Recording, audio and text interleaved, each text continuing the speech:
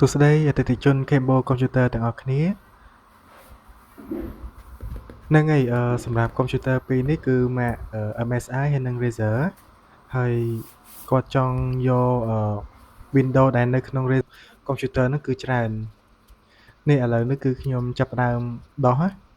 អា Razer Blade ហ្នឹងណាដើម្បីយក M2 វាទៅ clone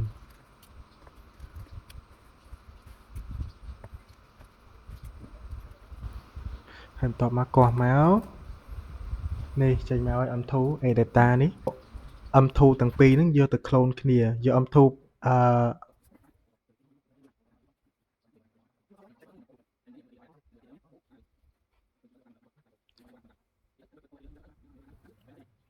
កំពុងតែផេតណាសូមមកផេតកន្លែងនេះមើលឡើងស្ងួតអស់លេងមើល zoom មើលឡើងស្ងួតហ្មងអសរ fan របស់ Razer Blade ណា